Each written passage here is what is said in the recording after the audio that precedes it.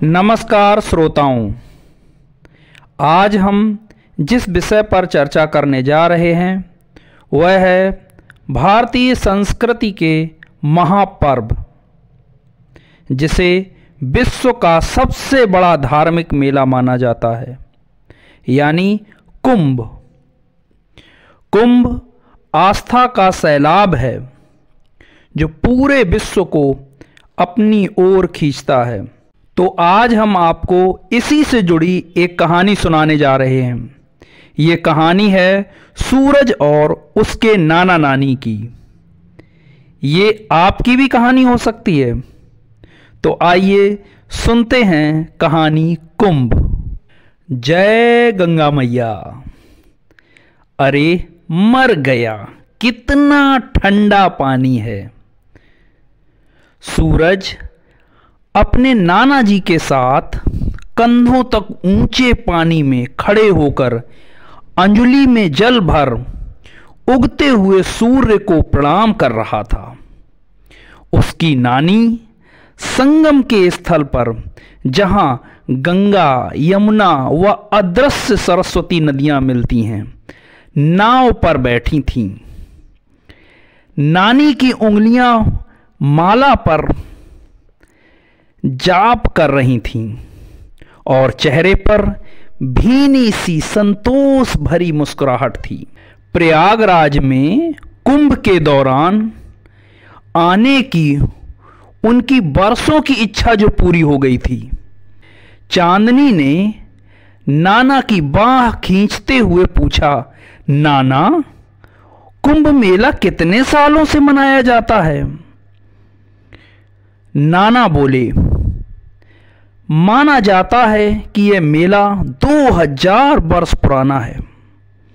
ऋग्वेद में भी इसका वर्णन है। मैंने इंटरनेट पर पढ़ा था।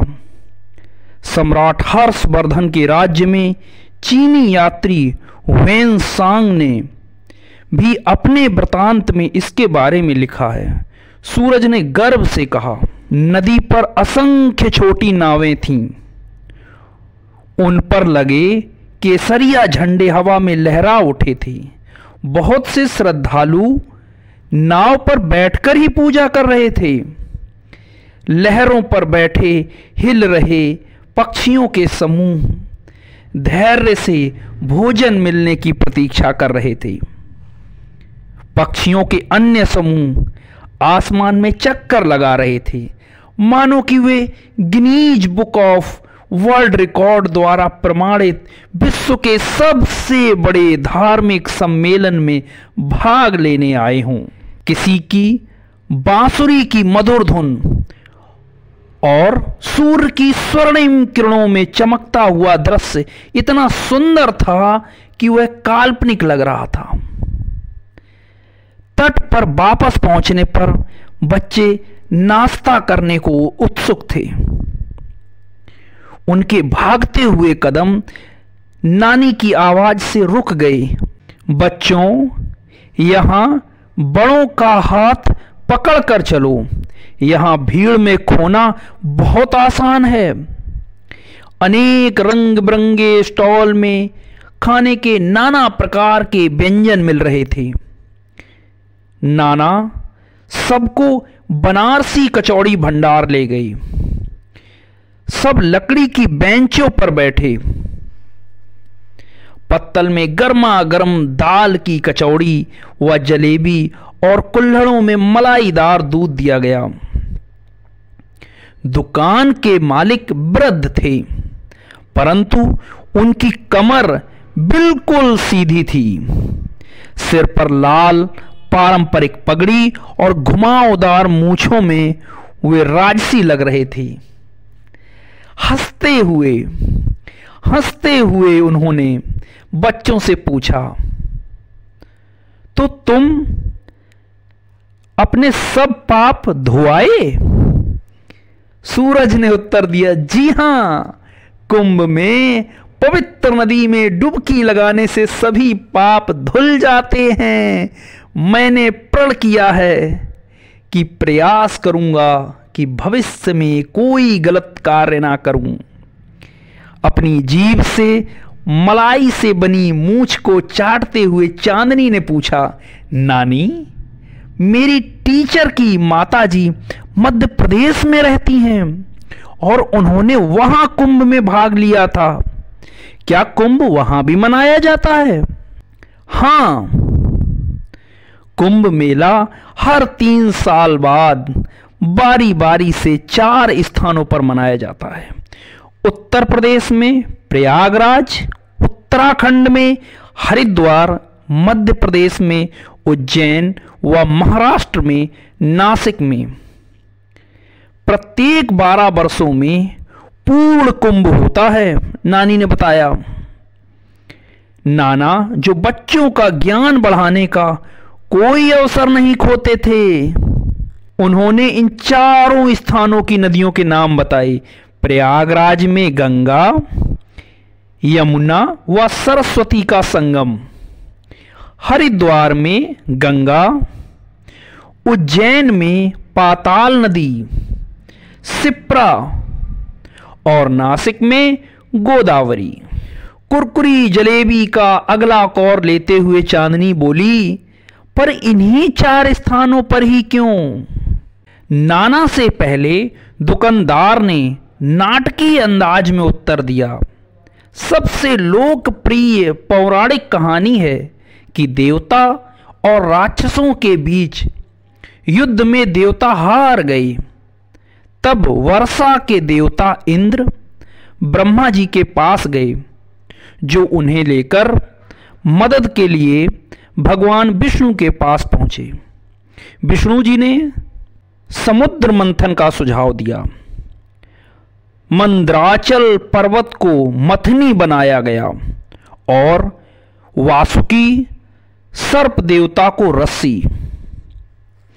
मंथन से अमृत का कुंभ यानी कलश भी बाहर आया।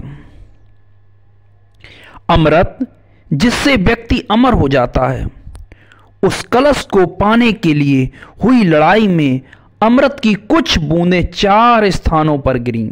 इन्हीं 4 स्थानों पर कुंभ मनाया जाता है।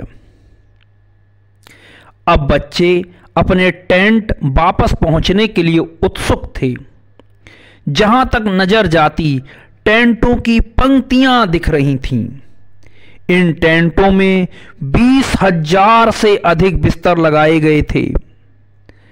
तम्बुओं के हवाई दृश्य के पोस्टर को देख सूरज बोला, यह तो प्राचीन समय का चित्र लग रहा है।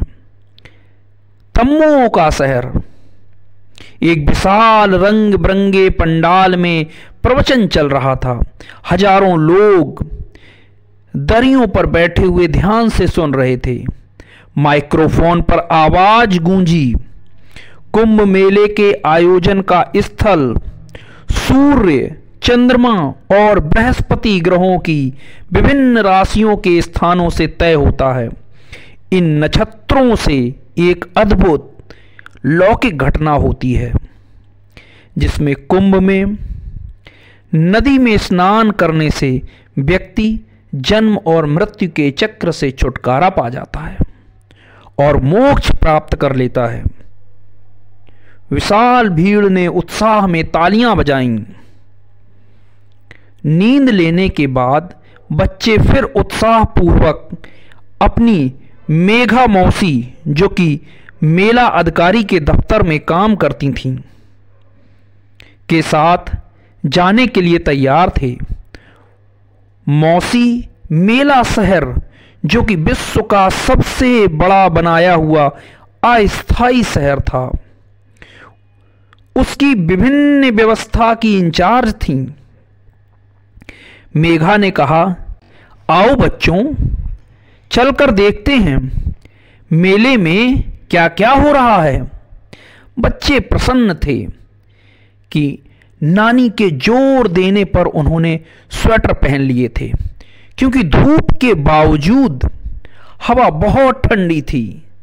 मेघा के साथ आए गार्ड ने चांदनी को उठाकर कंधों पर बैठा लिया। अब आप सबसे लंबी हो गई और दूर तक देख सकती हैं। चांदनी खुश होकर हंसने लगी। नागा बाबाओं के जुलूस को रास्ता देने के लिए सब लोग मार्ग के किनारे खड़े हो गए थे। कम और ज्यादा उम्र के सभी बाबा निर्वस्त्र थे। माथों पर लंबे तिलक, गले और कमर में गेंदे की मालाएं, शरीर पर भस्म मली हुई, वे सब एक दूसरे को छेड़ रहे थे।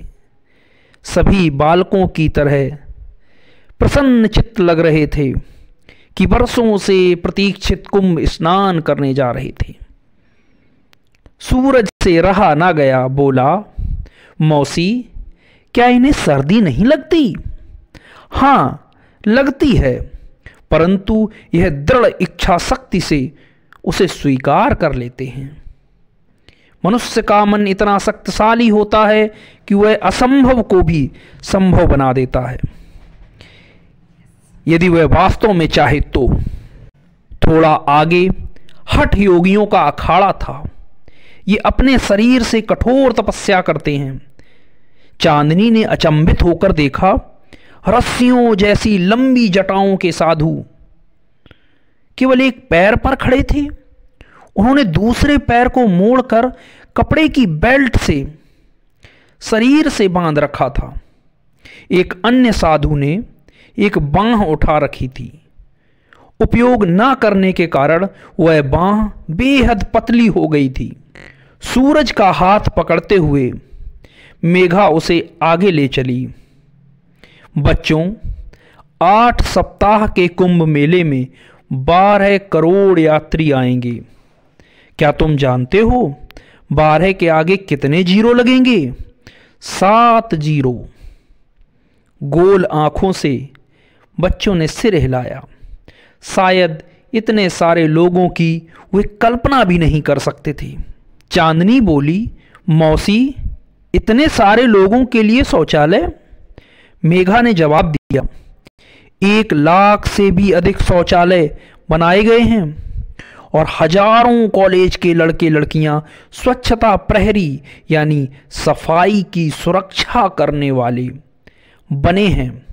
तट के समीप पहुंचने पर कल्पवासी साधुओं का काफिला पॉन्टून पुल के घाट की ओर जाता मिला। मौसी बता रही थी कि क्योंकि कल्पवासी रोज 3 बार नहाते हैं, इसलिए उनके रहने की जगह नदी के पास रखी गई है। हवा में हिलते पॉन्टून पुल या पीपे के पुल जो केवल मेले के लिए बनाया गया था, पर चलने में बच्चों को मजा आ रहा था। सूरज ढल गया था, अंधेरा बढ़ रहा था।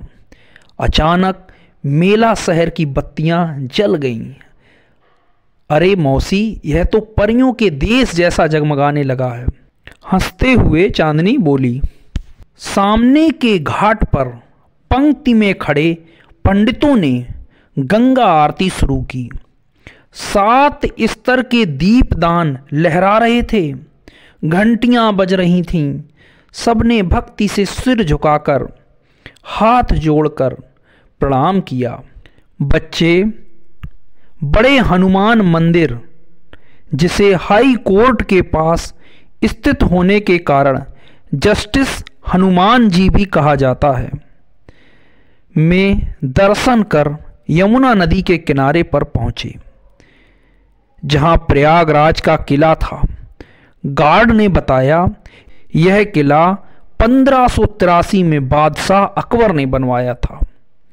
इसके अंदर जोधा महल में सरस्वती कूप यानी कुआं है, जो सरस्वती नदी का उद्गम यानी प्रारंभ होने का स्थान माना जाता है। तट पर बहुत बड़ी भीड़ एकत्र हो गई। अचानक बत्तियां बंद हो गईं और पूर्ण अंधकार हो गया। फिर किले की दीवार पर शुरू हुआ मंत्र मुग्ध करने वाला लेजर और साउंड शो। अगले दिन मकर संक्रांति थी, यानी वह दिन जब से दिन फिर से बड़े होने शुरू होते हैं। नानी की इच्छा थी कि वह इस पवित्र दिन, जब खिचड़ी का भी दान किया जाता है, वे नदी में स्नान करें। बगल के टेंट में दक्षिण भारत से आए आयंगर जी नाना को कुंभ मेले के प्रथम दिन शाही स्नान और मौनी अमावस्या पर होने वाली सबसे अधिक भीड़ के बारे में बता रहे थे। अगली सुबह सब घाट पहुंचे। नदी में तैरती रंग बिरंगी प्लास्टिक की रस्सियों के पीछे ही नहाना था, क्योंकि उनके आगे पानी गहरा था। सबने नदी में खड़े होकर सूर्य भगवान, जिनसे ही जीवन संभव है, को जल अर्पित किया और पूजा की। घाट पर थोड़ा आगे बड़े से मंडप में बहुत सारे साधु बैठे थे। कुछ मंत्रों का उच्चारण कर रहे थे, कुछ धूनी या आग के चारों तरफ बैठे थे, कुछ डमरू, घंटा या घड़ियाल बजा रहे थे। एक हिस्से में जमीन पर पंक्तियों में बैठ लोग एक साथ भोजन कर रहे थे, बिना जाति या अमीर गरीब के भेदभाव के।